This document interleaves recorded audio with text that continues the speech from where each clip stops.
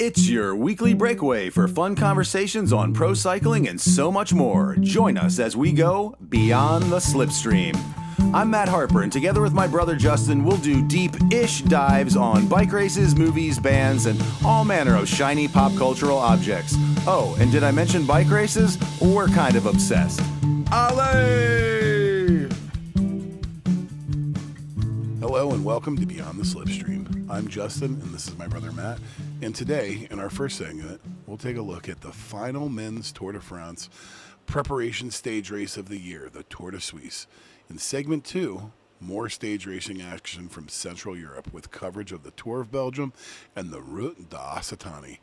In our third segment, we'll offer our thoughts on a brand new one-day race in Denmark, the women's and men's Copenhagen sprints. And as always, we'll finish out with more adventures in the Broom Wagon. Allez.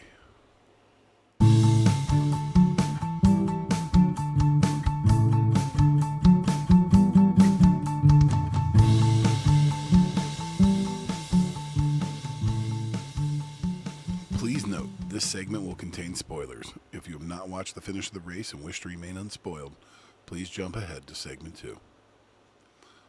The Tour de Suisse has traditionally been the other one-week stage race that most of the big GC riders gearing up for a run at the Maillot Jaune at the Tour de France in less than a month use as a final preparation race.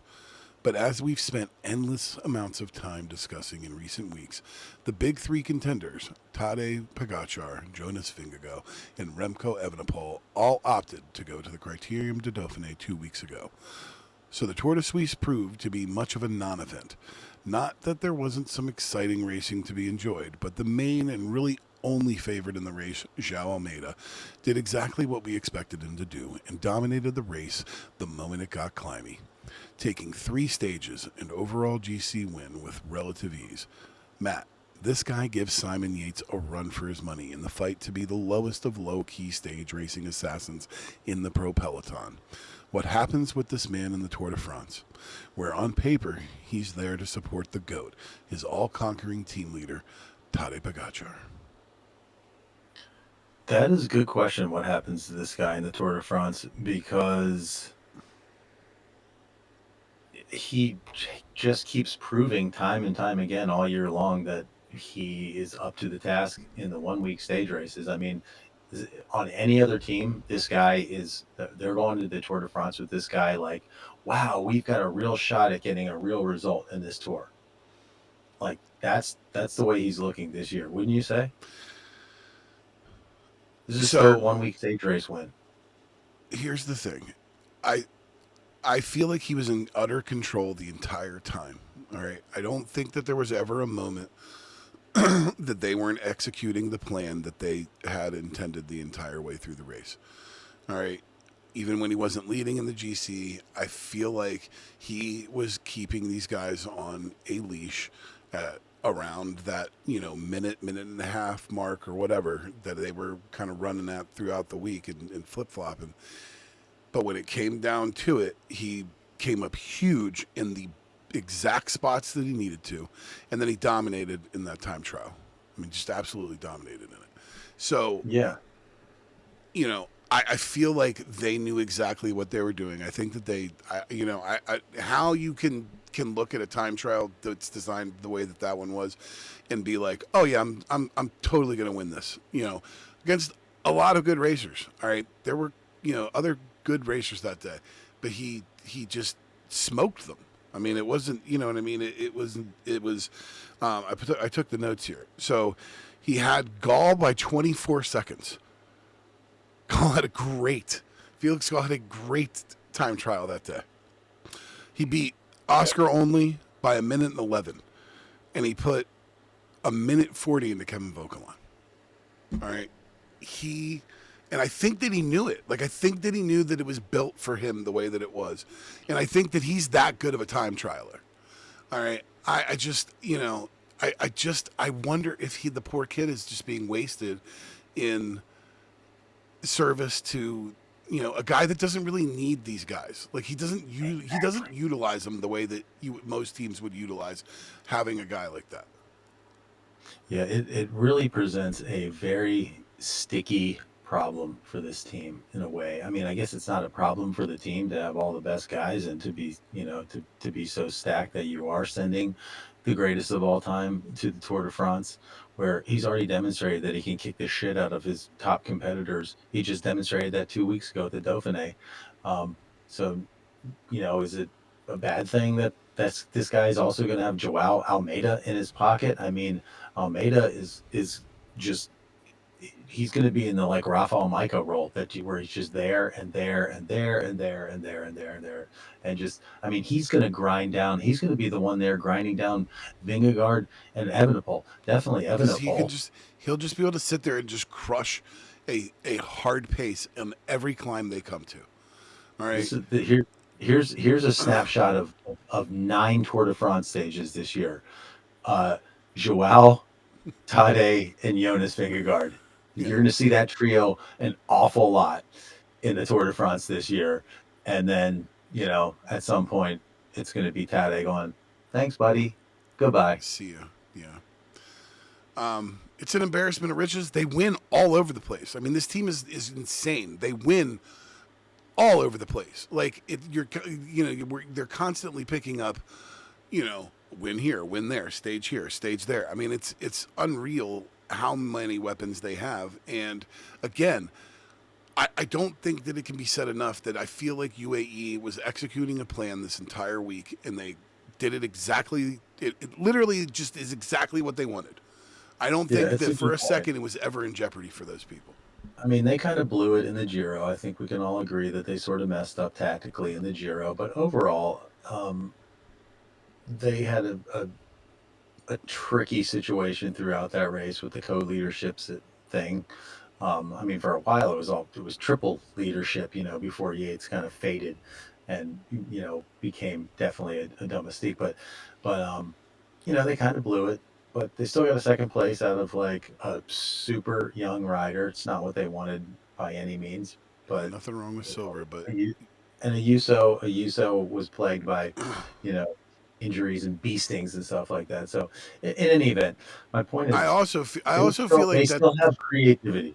They executed a different kind of a plan this week with Joao Almeida, but like you said, they had a plan the entire time, and they they can find many different routes to victory. This team, they have a So, lot of weapons that they can do it with, but they know how to use them. but I think this goes hand in hand with what I said a couple weeks ago about how I felt about had they focused on if they had they gone into the Giro with an actual effing plan as opposed to this co-leadership nonsensical thing like Visma tried to do a couple years ago, and luckily, not luckily, but conveniently, Primoz gets hurt and they end up winning a Tour de France.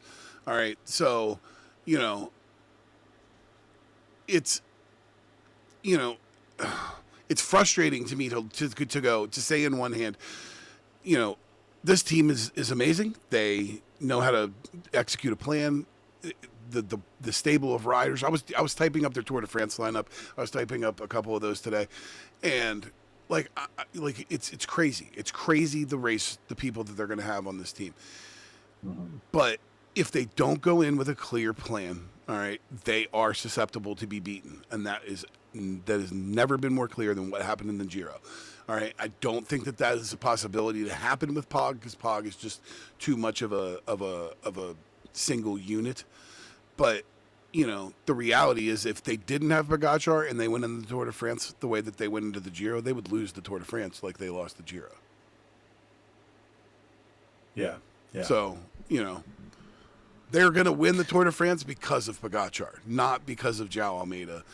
All of those things will help, but I think that you could put 7 Scribinis with Pogacar and he'd still win the Tour de France. What is there a possibility that they come in with, and their plan is to go 1-3 with Pogacar and Almeida? I mean, it's entirely possible. Because if I had to put, hard money on let's say Almeida v Evenepoel in the Tour de France, I think at this point I'm picking Almeida. Yeah. Oh, yeah.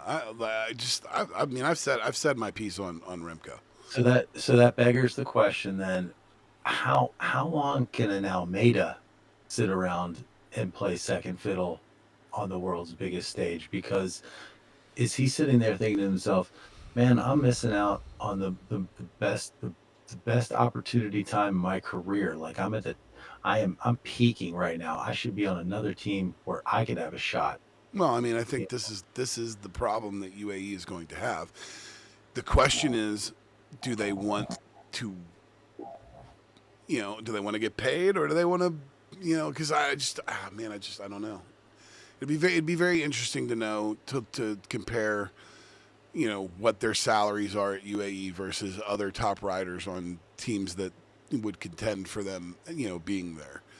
But it's like here's the thing, and I don't want to like get sidetracked because there are some, this was a good race. I think the problem that Soudal is going to have going into this Tour de France is Tim Merlier. All right, how the being able to balance a solid GC run and dominate the sprinting. I don't think that Remco is going to have the support to win a Tour de France. So to me, Remco is a non-factor at this point.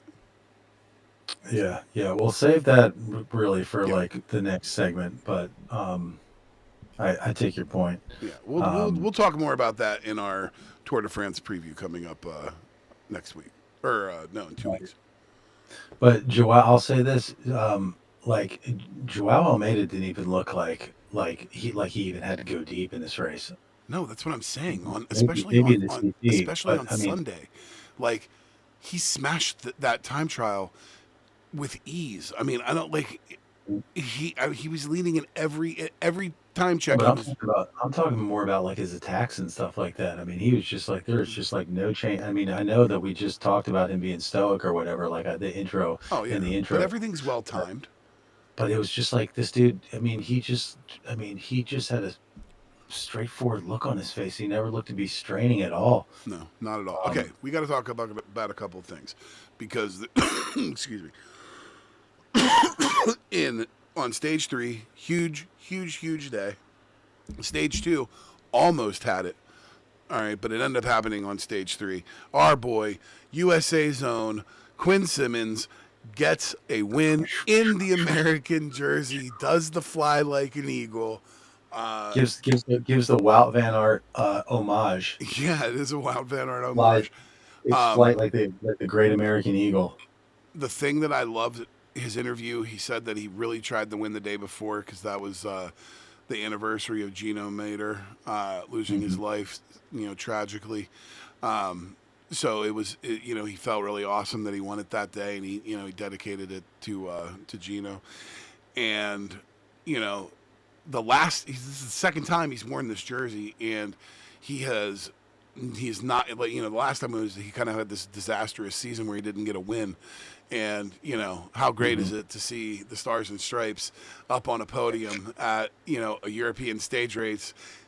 Come on, let's go. I think we were texting that day, and I had already watched that race, and you had not watched it. And man, it was tough Yeah, not being able to have that conversation with you. I remember. I Um, remember. yeah, um, he was off the front basically for 195 Ks in that race. Oh yeah, He was part of the original breakaway, he's and looking, dude. He's looking good. out there for almost 200 Ks. That is a long way to go. So This is also the stage where G was on the deck, and I think he leave the race yeah, he ended up leaving the race the next day. the next yeah, okay. Um, do you think this bodes well for like I mean I assume I haven't seen anything from Little Trek that's confirmed, but I mean I would assume he's definitely going to the tour, right? Like you'd have to imagine that he's got to be like a Ciccone support guy. I would think so, yes. All right, so um, Um, some other another sort of so Quinn has had this great sort of like late spring um thing. there's another American rider that's also just sort of been omnipresent, in my opinion, like over the past like Ooh, couple of months Nielsen. here. And that was the guy who was trying to chase Quinn down on this very stage out there. I've Your loved best seeing that friend. where it was like Quinn's out in front, Yeah. and who's trying to chase him down? The other American hitter. So All really right. glad to see that. I mean, Nielsen also got a win a week ago in Yeah. that one race, and then of course he beat Wout van Aert and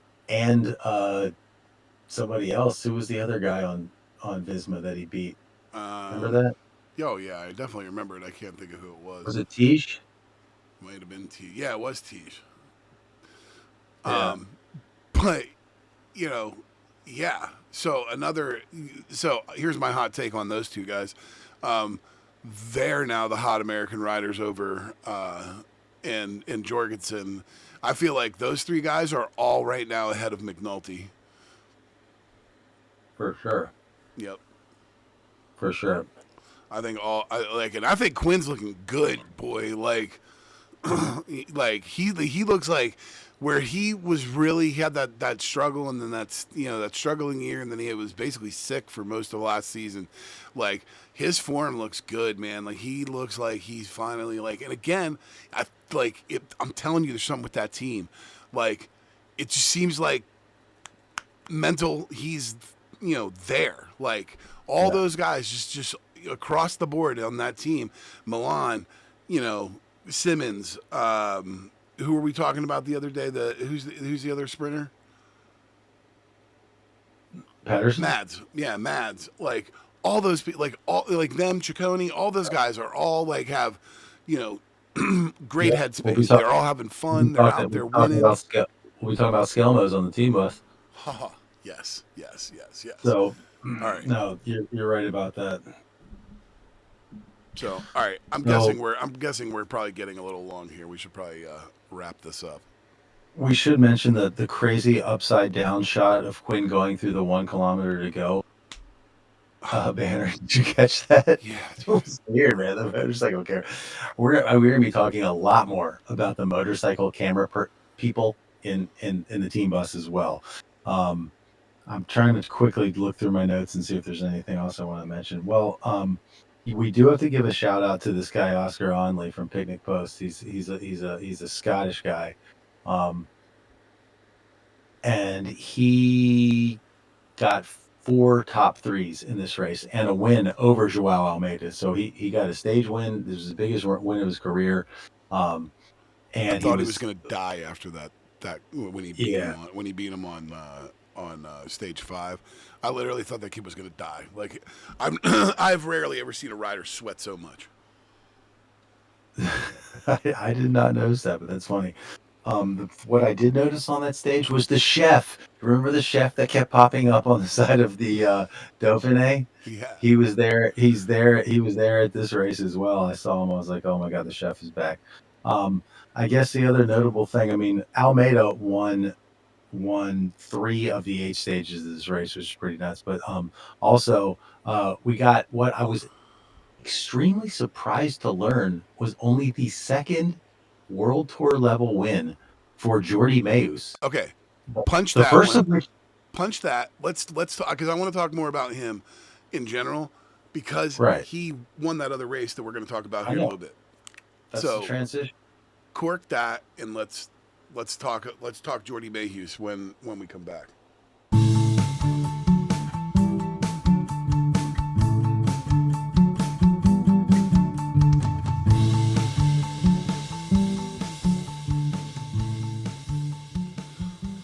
Please note this segment will contain spoilers.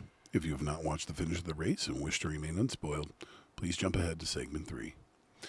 The 2025 Tour of Belgium and Route de Occitaine offered up still more stage racing action for men's cycling fans. Belgium provided a look at several of the top sprinters headed to the Tour de France, but no real surprises in that area. And Occitane gave us a cast of B-level riders providing B-level thrills. Matt, you want to start in Belgium or France? I think it's got to be Belgium. I'm just in a Belgium kind of mindset right now, which we'll be getting into in the team bus. But for both racing and non-racing items, Belgium is the place where I want to start. Um, for the racing side of it, kind of fascinating that we we got exactly what I, at least for myself, I would have expected out of the top two sprinters at this race, Merlier and Philipsen. Um, and that is Merlier dominating, but Philipsen squeaking out one win. So I think that is the Tour de France. That's what you were about to see in the Tour de France, with a possible also Johnny Milan squeaking out a win. I think Merlier gets two or three. I think Milan and Philipsen are each happy with one each. I think you're probably right. Um, I don't think Phillips even wins. I don't even feel like he squeaks out a win. I feel like he just got lucky, and Merlier was not, positioned well in that sprint, and Yeah, Merlier never. really in that sprint. It's almost like Merlier lost it if Philipsen didn't win it.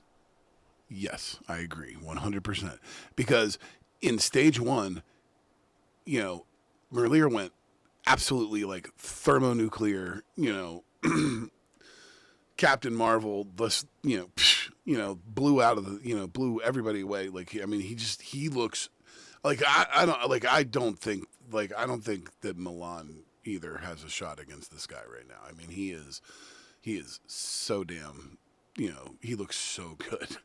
He Yeah, looks unstoppable. He's like Lorena Wiebes. It's just like you're just like, yeah, there's no chance that he's not gonna, win if he has a shot. I don't know that I would put him in the same category as Lorena Wiebes, but I take your point. Um, let's also not forget, though, on stage one, that Jasper Philipsen was not sprinting against Merlier in the final because, oh my freaking God, did you see the mind blowing save that Jasper Philipsen did in the final meters of that race? Did you see that? Did you see Yes. like the slow mo of that? How that dude stayed upright on that bike? It is beyond me. That was one of the greatest feats of bike handling I have ever seen.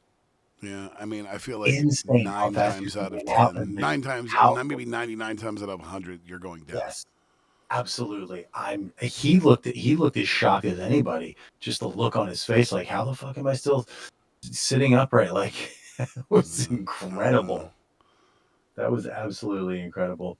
Um, but yeah, Merlier is he has just been a a step above every single other sprinter this entire year. Yeah. I mean, Um, we have just seen some incredible work out of that dude. my note on the Jasper Philipsen win was Jasper finds a way to win. No Merlier in sight. Yeah. If I you didn't watch even look Merlier, down at that. That's exactly how I remember it was that there was just no like Merlier wasn't involved. yeah, if you watch the helicopter shot, he's like when there's at 600 meters to go, he's like 15th wheel, and he's trying to come up, and every place where he tries to come up, somebody comes in and block him. And he tries to go this way, somebody blocks him. He goes this way, back this way, and somebody's got him up against the barrier, and he keeps having to stop pedaling, and so the man just could not get through that pack at all to save his life. I don't know.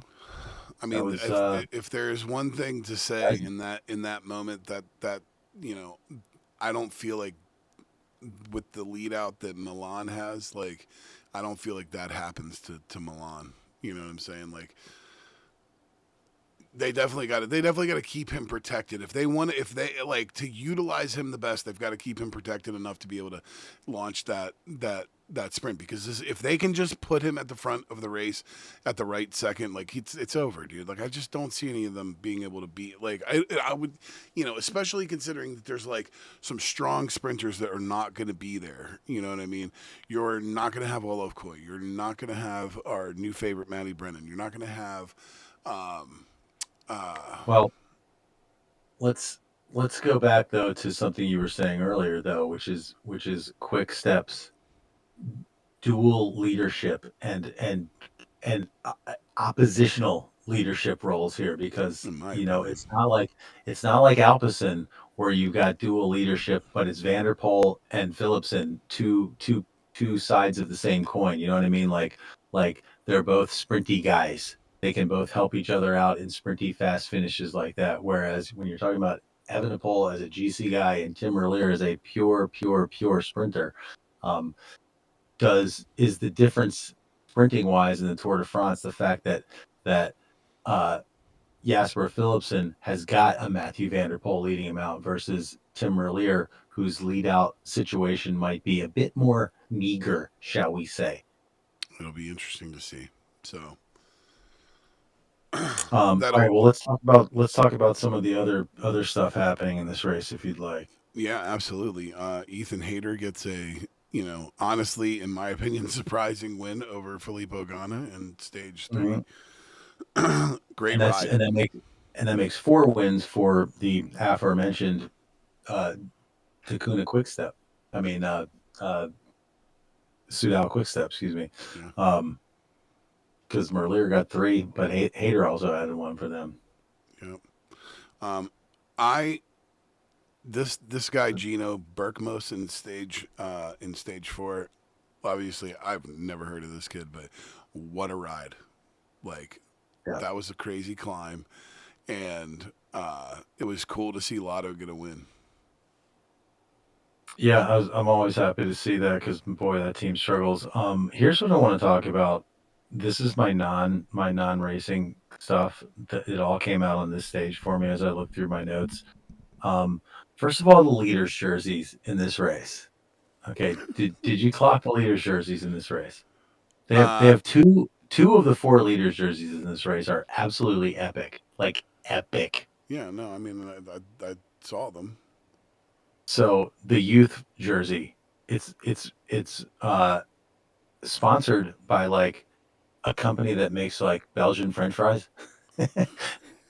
And so it's basically like this company's logo, but the logo's got like the Belgian flag incorporated into it. So it's like it's got like the red, yellow, and black stripes down the middle, but it's like they're like these big vertical stripes that come down through the middle of the thing, and on the back, you know, it's like a gold jersey, but it's got like a red, yellow, and black stripe down through the middle.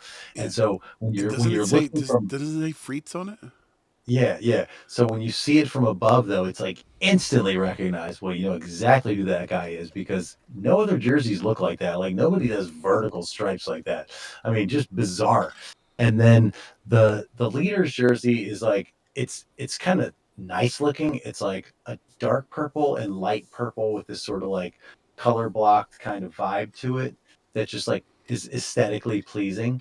Doesn't really make sense with that other jersey because that thing the other one looks like some kind of old timey jersey or something. So there's no like sort of like governing aesthetic for the whole group of them like there are with some races in their leaders jerseys.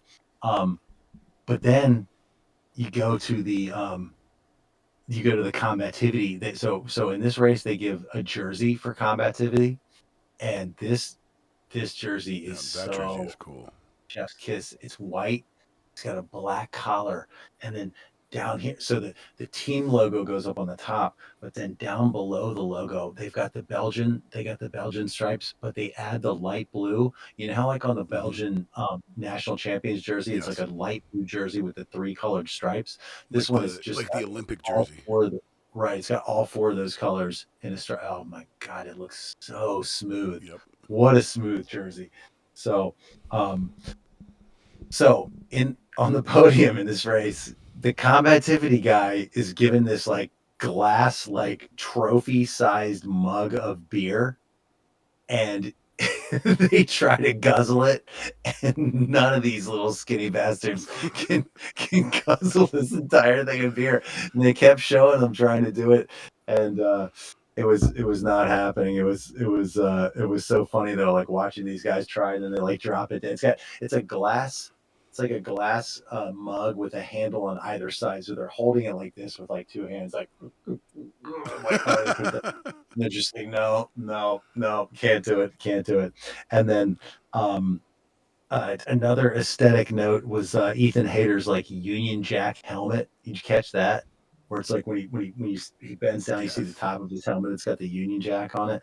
But lastly, our girl Jose Bain that does all the B level races. That woman's Belgian is outrageous. Did you catch when she was translating some of those interviews at the Yes, end? it's lightning It, quick.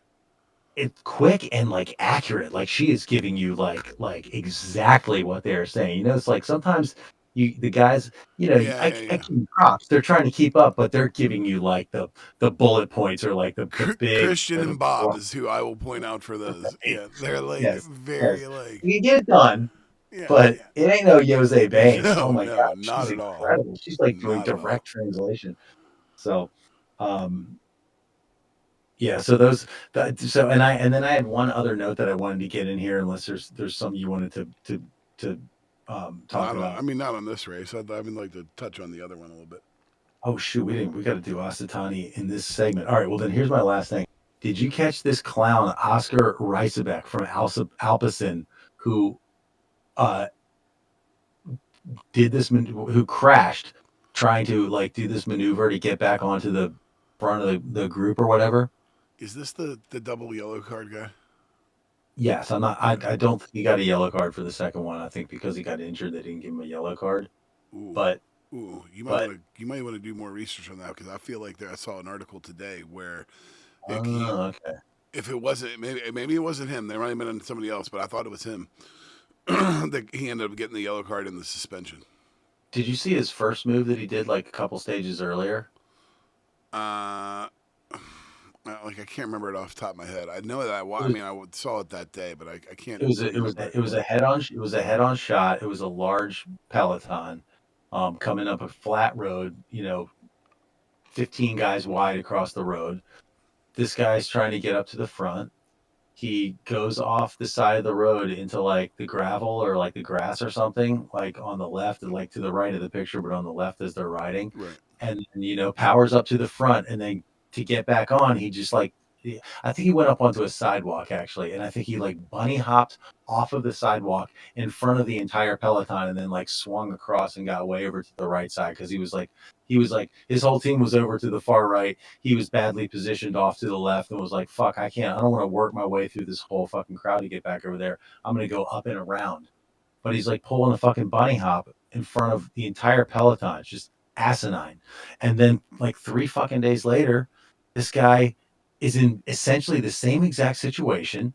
He jumps up onto a sidewalk trying to move up a few places, but this time when he bunny hops back over to like work his way back in with the Peloton. I can't remember which rider it was. I think it was the Ineos guy was like right there on the edge when he came over, and he was like, you're not, no, you're not coming in here. And he just like held his ground and didn't let the dude like slide in.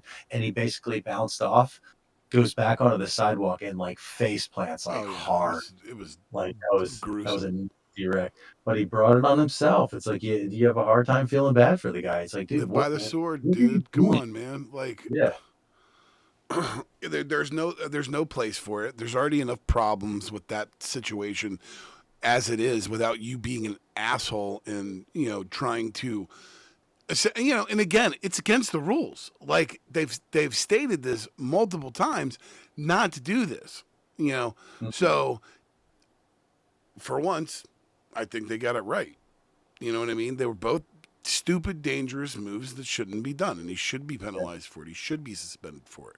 Right. Well, it kind of turned out the right way in a way. I mean, you never want No, to see a well, guy get hurt, but something tells me like this guy's days of pulling that move are over. One last thing on Tour of Belgium, we haven't even mentioned. We haven't mentioned the team UAE Emirates one time in this entire segment. Guess who won the GC? UAE Emirates went ahead and took the GC win in this fucking race. yeah, Filippo just a quiet win Baroncini. with Filippo Baroncini. Yeah, It's like unreal. Like that's what I I said. don't They just I have win. no They win recollection of this everywhere. guy in this race at all. Yeah, and there's another GC win for UAE in their embarrassment of riches. It's absolutely insane. All right, Route de Occitanie. Yeah, it's the the best part of this race is the Rob Hatch calling it. Yeah, Rob Hatch calling it. Marijn van Berg taking a win for action. Very, very, very clever work in a little sprint stage on stage two. Um, he You just know, I like those sprints where a guy it's just where you can just see clear evidence of him like sort of reading the situation in real time because he had a great lead out guy, but he just sensed, you know what, my guy is heading to the wrong spot and I see where this race is going and I need even though even though I'm very comfortable on this man's wheel right now and he will take me a good deal further from where I am right now, I can see that the race is going to happen up here to the left, not to the right where he's going, and I'm jumping over there. And he nailed it. It was beautiful, and the man's got like such a smooth sprinting style, as I was noting in the replays. Versus, I do not know who the guy was. I think he was on like Israel Premier Tech or something. One guy sprinting, but like you think Johnny Milan's head is bobbing back and forth when he sprints. Watch the head-on replay of stage two of the Route 2025 Route de Occitanie, the Israel Premier Tech guy. I have never seen anything like this. This guy's Meanwhile, Vandenberg is just like um, I'll do the short version. Props to Nicolas Prudhomme. This kid's a good racer. I mean, this is another great win this year for him. So he's been popping up all over the spring campaign. Um, but I do want to talk about stage three or stage four with Thibaud Gruel, um, Tebow. Tebow. So did you catch that? Like he's the lead out guy, and the guy that he's leading out for just basically couldn't keep up with him. Yes, I like love it when that happens. I love it. So it's like he every so often you get that where like the lead out guy there is was so never a committed. He's like, chance I'm for gonna him to make get a you there, move. bro. Yeah, So great. like he's like, I'm on front pulling you along, and you still can't keep up with me. What's going on with you? So, I did enjoy watching that because I thought it was really interesting. I was like, why isn't he pull? He's not. Oh no, he's not gonna pull off. Nice, nice. Well, I actually had a couple notes on stage three that Nico Prudhomme won. Um, non racing stuff. There was an absolutely like beautiful like succession of events. Just after Prudhomme went through the 1K to go, it was like an uphill finish, and he was on a solo tear. Anyways, first, like right after he goes through 1K to go, there's a like what looks like a father and a son. They're both in cycling kit. Their bikes are laying on the grass next to them, and they're screaming, "Ale, ale!" You can hear the little kid, "Ale, ale, ale!" As Prudhomme is coming up. You can hear it, which I love it when you can hear like specific things, coming from the roadside and stuff, like on the camera bike's microphone. Um, and Instantaneously you see Prudhomme reach down, grab his water bottle, and he drops it right to the kid. I mean, it lands like right between the kid's feet. I'm just like, damn right, Nico, hooking that kid up. Little young cyclist, you're headed up to your victory, but you still got your thoughts together. Boom, I'm giving this kid a water bottle. I was just like, yes, you are my man. And then like, so then the next shot, it switches to the helicopter shot, and Prudhomme is basically coming up this hill. He's got to make like a left curve and then a right curve and then another left curve. And after he makes that second left curve up there, he's going to be up on this piece of road that is like a cliff overlooking the road that he Yeah, just came down. And the helicopter shot is coming from behind that cliff. And you are seeing this incredible, like in the foreground, you see just like the smallest piece of a curve of road with a bunch of spectators on it, and then like way down below on the other piece of road, you see Prudhomme coming up, and you know that he's gonna be right there in just a second. It was just like absolutely gorgeous. And then it just it kept going from there. Like this helicopter just kind of kept maneuvering itself around this like winding climb up this thing to the finish line. It was absolutely awesome. The other thing, Rob Hatch, I had to write down his quote when Prudhomme won. Rob Hatch says, he said that if he wasn't a pro, he'd be an electrician. He has been rewired as a winner. I'm like, Hatch, how do you do it, man? How do you freaking do it? Some of the stuff this guy comes up with is just That's awesome. amazing. This, I told you, is the best part of the whole race. Like, I was like, when I fired it up, I was like, are you kidding me? Like, he's not doing the Tour of Belgium or the Tour de Suisse. Like, he's doing Yeah, it's the in the Route de Occitane. Occitane. Like, come on, man. What's going on here? So, Yeah. alrighty. On that note, we will be right back. Don't miss the Team Bus, our weekly companion podcast to the main Beyond the Slipstream show. Our domestique, if you will, dropping every Wednesday in your usual podcast feed.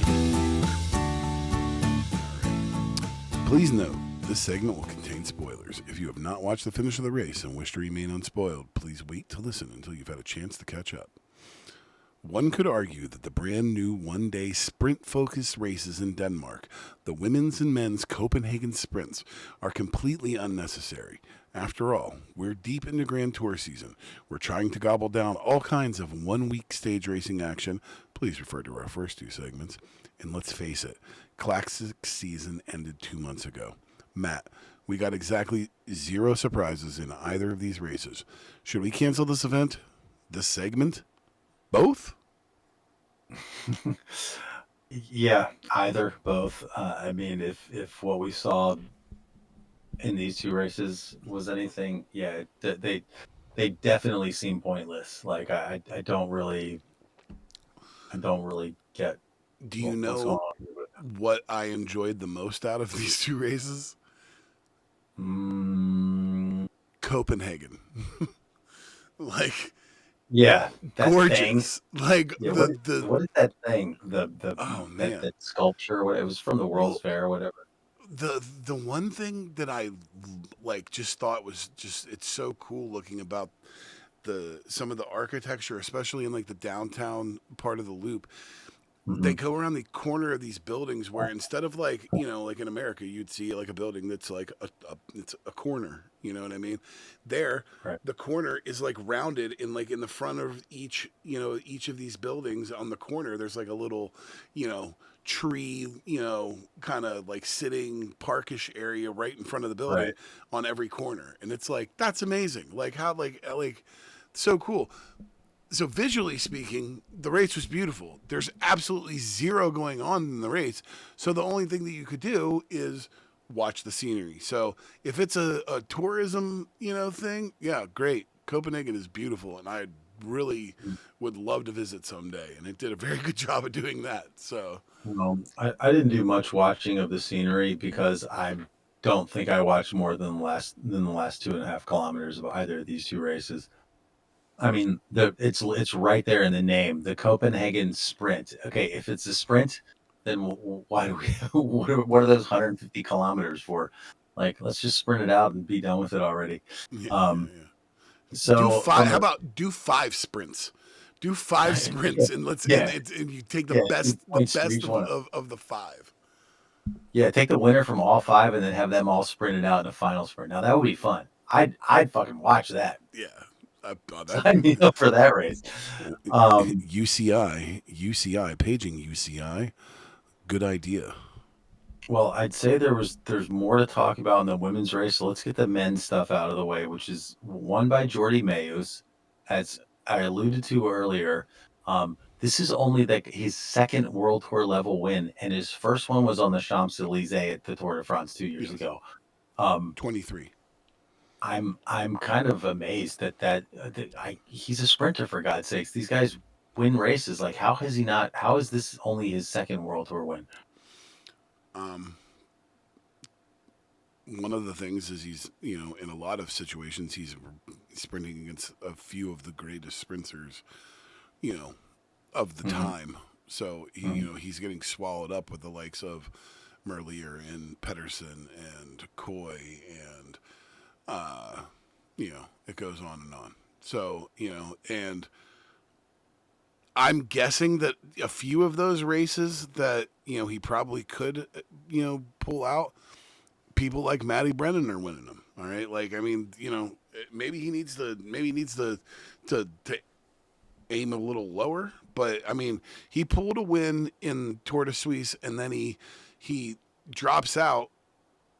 Doesn't start on stage 7 and jumps over to Copenhagen and races in this race and ends up winning again. That's so right.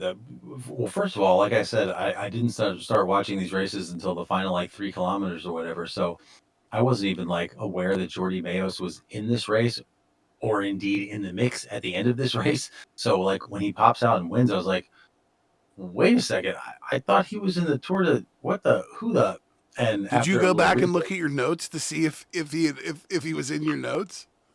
Well, no, I knew he was in my. I mean, I just watched it the day before that like the stage that he won as I was trying to catch up on everything, but I just thought like, wait, he can't just bounce out of that race and run over to Copenhagen and jump in that race. It's got to violate some kind of rule, and indeed, it does violate a rule.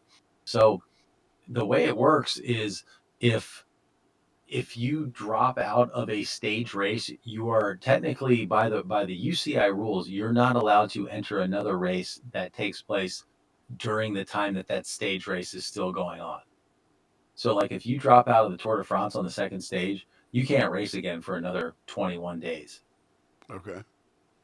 But you can get exemptions from the race organizers. So, if they don't want to let you in, they can just say, it's the UCI rule, buddy. Sorry, we're not letting you in.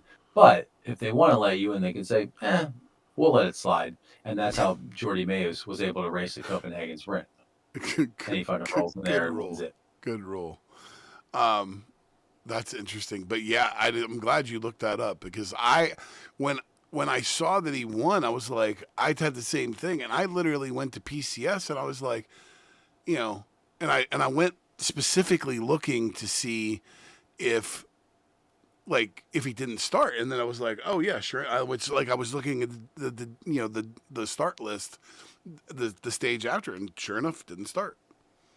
And I was Yeah. like, huh. And so he obviously jumped a plane, went to Copenhagen, and won another race.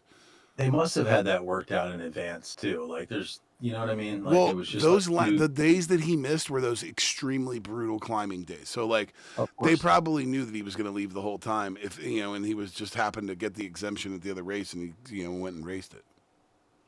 Yeah. Yeah. He would have dropped out anyways. But Yeah.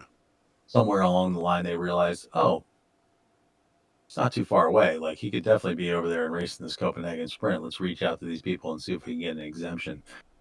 Kind of interesting. The other thing to note in that race is like Dylan Groenewegen has been having some success this year. We were just talking about him winning a race a couple of weeks ago. Um, when he's up against the big guys, he just doesn't have the speed. I I mean, I just feel like he at this he point, kind of he kind of left a little early, which he's prone to do. He's like the more chilled out version of Fernando Gaviria. He he likes to leave a little bit early. He's been better about it this year. He's definitely been better about it this year, but he started his sprint a little bit early this year. But like he was gassed with like 100 meters left in the race. He was just gone. Um, so I know that guy has spoken in the press about being really, really, really keyed into stage one of the Tour de France. So stage one of the Tour de France is going to be a sprint. And it's not every year that stage one of the Tour de France is a straight up, you know, traditional bunch sprint kind of a stage. So all of the sprinters are like mightily focused on oh, stage because one of the Tour de they France want that because they want jersey. the yellow jersey. So um, that's one of the things that Groenewegen has been.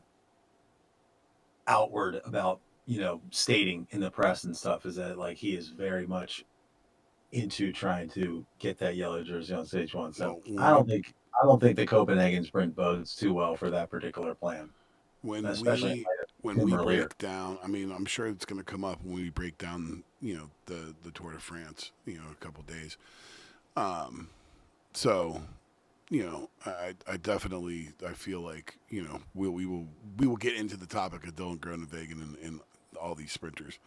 Um, Obviously, on the women's side, there was literally no surprise. Lorena Wiebes just absolutely blows everybody out of the water. I mean, like it's not even close. Like it's like they're playing two different sports. She, I mean, every race, it's 3, 4 bike lengths, like perfectly positioned. Nobody's even coming close. I mean, it's ridiculous at this point. It's like, how long will she be able to sustain this? Will she do this for another 2 years, 3 years, 5 years? Like, And it's I absolutely like, ridiculous. and I would say that Visma had a better lead out, had a better approach to the race than they did, and it just doesn't matter. Like she's so strong. It's everything else is irrelevant. Once the launch goes. It doesn't matter that tactically you controlled the race, that you positioned yourself correctly. Like, Yeah. I'm sorry. Like, Marianne Voss is amazing, but she's just nobody right now can hold a candle to Lorena Wiebes. I mean, she is by far the best sprinter in women's cycling. Period. Full stop.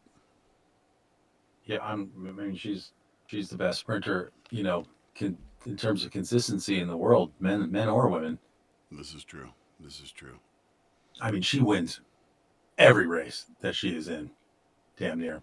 I'd like to see what her percentages for this year. I know that Pogacar is like hovering just under 50%. I'd be surprised if Lorena Vivas was not near 50% for this year either. No, I mean that would not be surprising at all.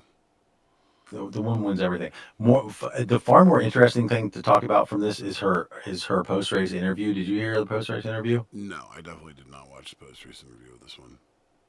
She immediately started talking shit at the UCI. So the UCI just like dropped all these like new regulations and stuff, and especially the one everybody's talking about is like the handlebar regulations, like Ooh, 40 yeah, yeah, something yeah. centimeters or The whatever. And width of the handlebars. right, and it's like they're not really taking into account the differential in size between like the Tim Merliers and Jonathan Milans of the world, and like the the Corin Lebeckis of the world, or who's the tiny little chick on Lidl Trek?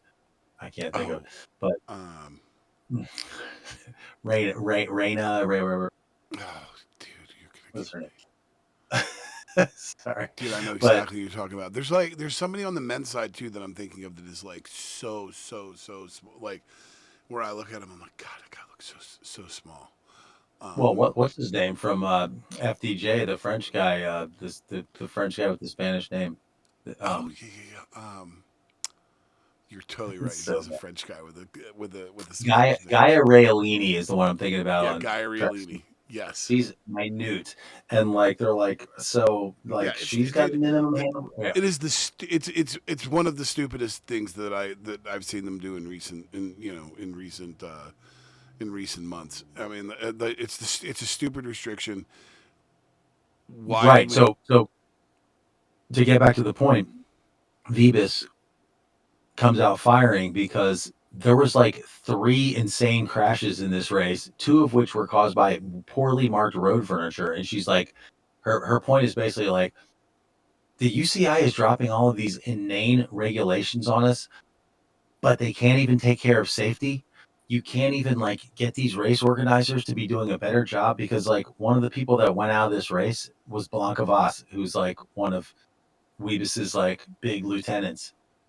You know what I mean? One Yeah. of the Oh SD yeah. workers, like hitters, the Hungarian champion, Blanca Voss, and like taken out by poorly marked road furniture, or by the fact that they didn't have a guy, standing there Yeah. going or whatever.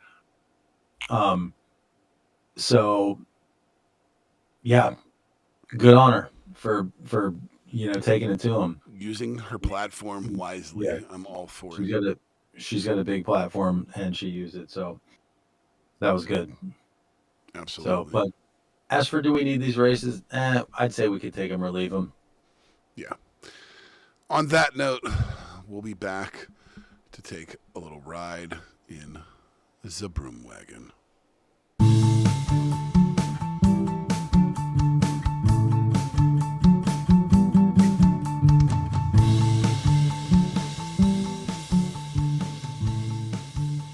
We're back. We're going to take another ride in the Broom Wagon. Matt, what do you got for this week? Well, as has happened during this segment in the past, I'm going to be talking about something that I sort of stumbled upon on HBO Max as I was like scrolling through the replays to, find the next like bike race that I needed to get caught up on, and that is the Golden Trail Broken Arrow trail running race. Seen this? I mean, I know of it. I did not. I haven't seen it on on Max. So this is what this reminds me of is like when you recommended the soapbox derby thing. Did I tell you we watched that? We went and watched like a couple of episodes of that or one It's episode. I can't remember. it's wild. The soapbox derby It's thing. No, you didn't tell me. it's actually crazy. I have a lot to say about that about on that particular subject, like what I realized about that whole thing. Um, but the Golden Trail Broken Arrow is similar. It's like this whole like niche event that there's like this whole subculture of trail running, like with everything else, with soapbox derby and trail running. There's like all these subcultures, and technology and like recording and broadcasting and distribution has become such that like little niche sports like this can get their time in the sun, and it's very easy to produce a very like professional looking package for these kinds of things, you know what I mean? um and so hence the Golden Trail Broken Arrow. So trail running, the top level of trail running is this series of events that like take place around the world, right? There's like, I mean, like all over the world, like every continent. There's one in Hmm. Australia, Africa, and like there's athletes from all over the world. Um, over the course of a season, these people fly all over the world and they participate in these trail running events. Oh, And so I'm pretty sure that. Do you remember Chris Bruno, the kid that I grew up with? So I'm pretty mhm. sure like he's into this sport. Um, he does these like 100-mile like outdoor runs where it's like multi-day where you have to like eat. Is that what this is? No, funny you should mention it though. This is what they kept referring. There was a term, and I'm gonna forget about it. I'm gonna forget the term now, but it was like I think it's sub ultra. So I think ultra running is what your friend must be into, Chris Bruno. Ultra running, ultra trail running, which is like long distances. This is more of like the what they call like the sub ultra, which is like shorter distances. So basically, I think the course that I was watching this one, it was I want to say it was 24K. Okay. Uh, but the woman who was the announcer for this race, there was like a woman, a man, woman team doing the announcing. The woman, they kept referring to her having done the double length race on that course the day before. So there's like a 40 like a 50 kilometer ish distance and a 25 kilometer ish distance. And I think like the 25 kilometer one is like that's like the elite one. Like that's the one I mean that's like that gets 30 that plus miles. That's fucking crazy. Like and they're doing it like no 25 kilometers is no, like is no, like 15. that's like 15, 16. I'm talking about the double. Mhm.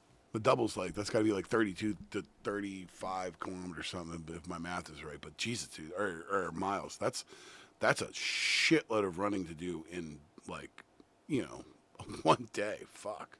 So this terrain, so this race is so cool. So what I loved about it, there's so much like crossover with like what we're watching and talking about all the time. It's a race. It's individuals. They're going over terrain.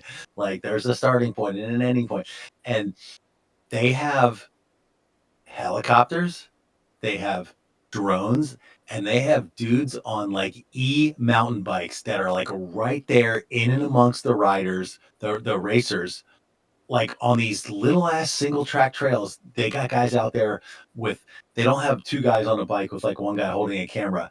They got one guy on a bike with a helmet mounted GoPro camera, but they're getting footage of these racers throughout the entirety of this race. Interesting. So it is, and dude, the terrain that these people go through, like this race was out west someplace. It was like out in Colorado or Washington State or somewhere out there. When they get to the the race profile was basically like, it was like kind of up to a big point and then down that, right? And when they got to that top point, there's freaking snow. Like they're in shorts and t-shirts and running shoes, and they're going across snow, like straight up snow to get over the top of this thing. I'm telling you, this this is a wild, All right. wild event. Can I ask you something about the cameras on the bikes? Are they stationary or are they moving? No, they're helmet mounted. I was Right. thinking about this. It's funny you mentioned that.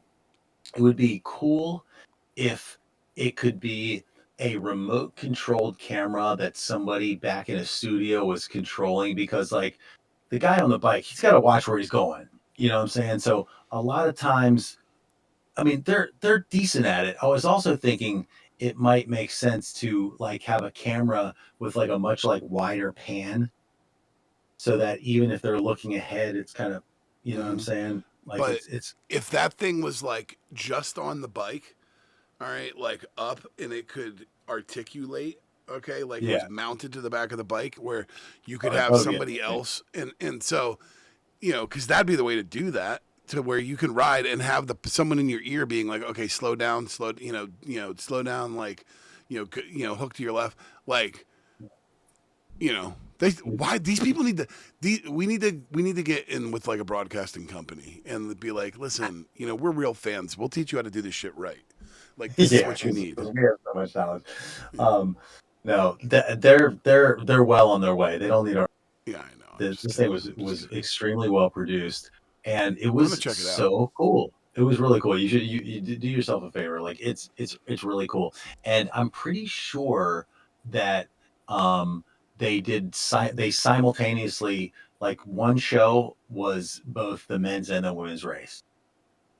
So it's like I think the women started first, and you saw the whole like the women going through the whole like, introduction of the big, the head racers, like, the top racers, Right. and then the whole start, and they took off, and you got all this great footage of them coming out of the start, and like once they were like out on course and like into it, then you slowly started getting the trickle of like the men's stuff getting ready to start up behind them, and then lots of split screen action, where you're seeing both races happening. It was a really good broadcast. I highly recommend it. It's the Golden Trail Broken Arrow trail running race. Check it out on HBO Max. I will do that. I will do that. So my broom wagon for this week is I'm finally super late to the party, catching up on Severance. Like, have you seen this show?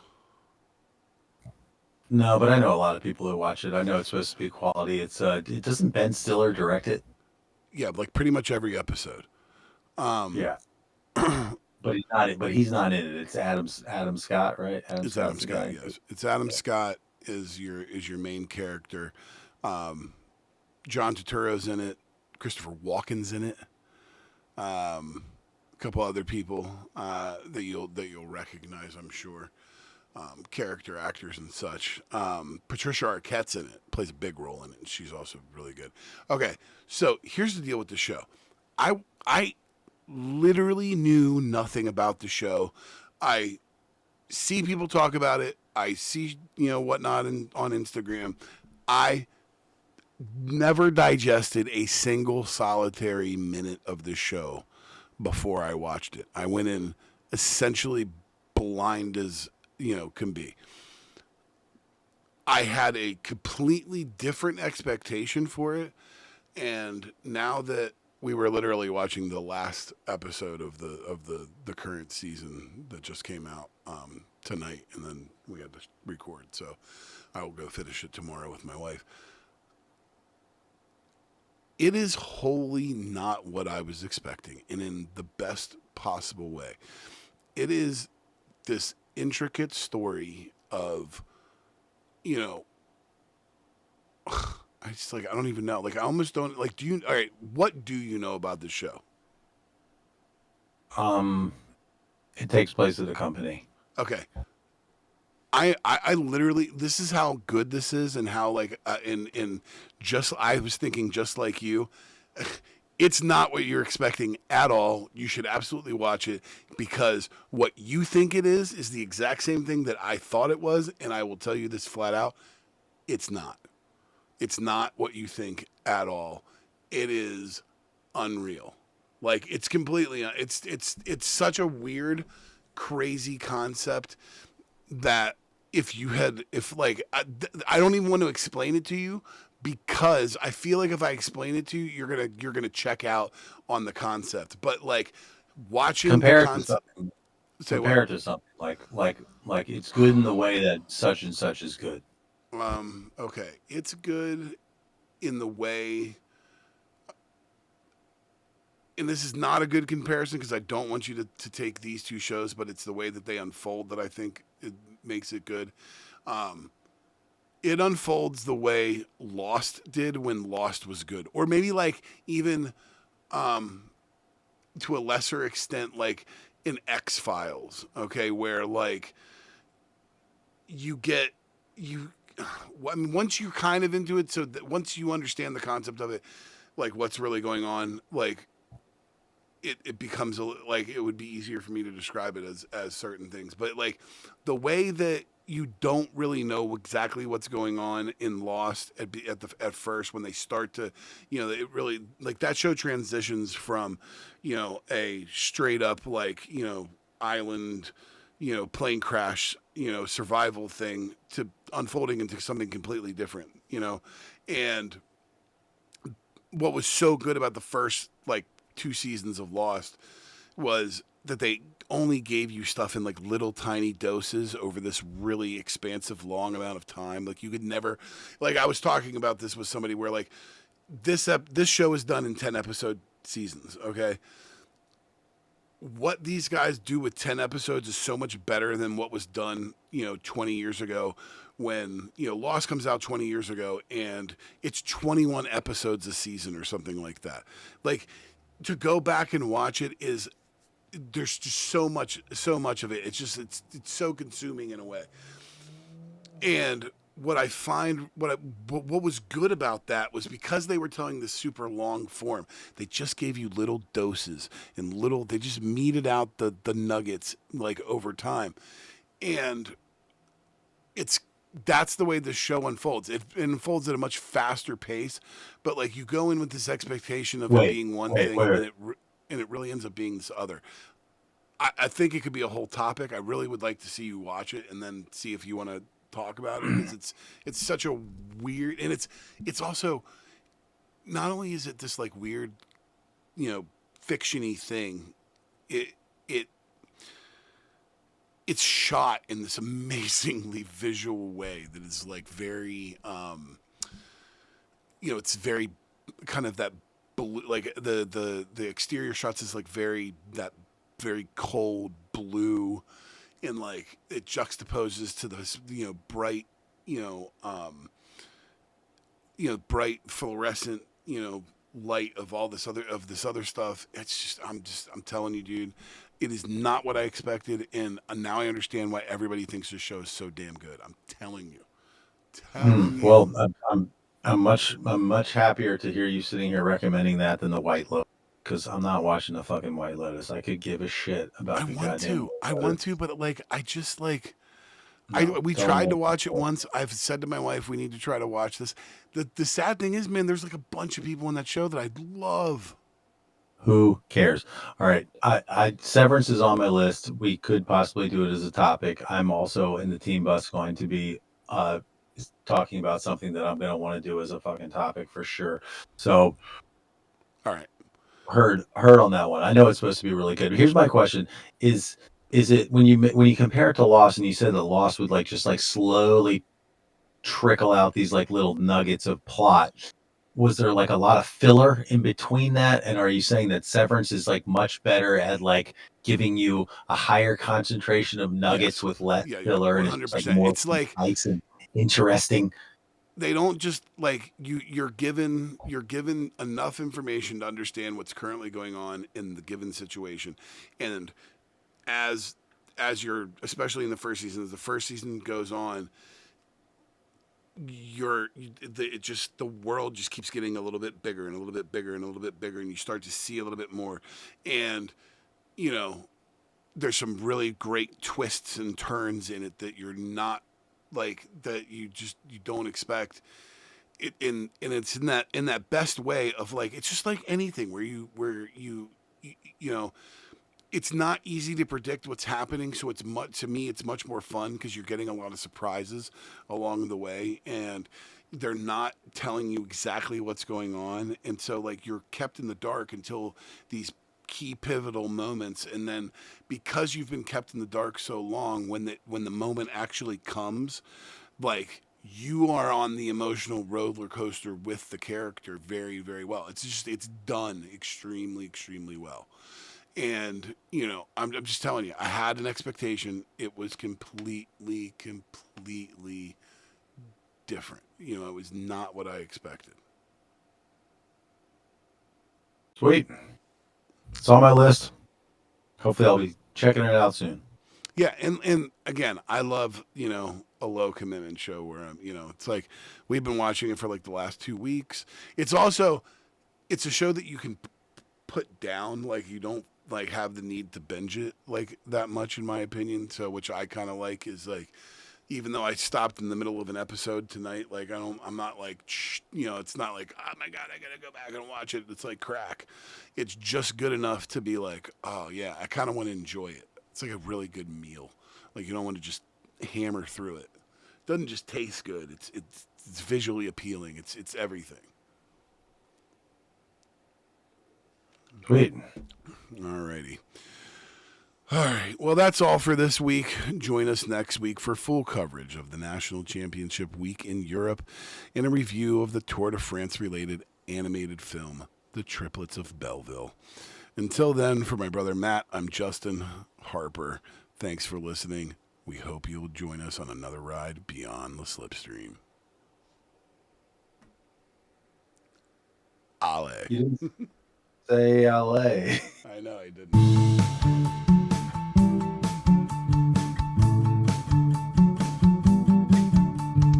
Beyond the Slipstream is a production of Harperama. Find us on Apple Podcasts, Spotify, and YouTube. Please like and subscribe, smash that button, leave a 5-star review, and most importantly, tell all your friends about us. Thanks for listening. Talk to you next time. Ale!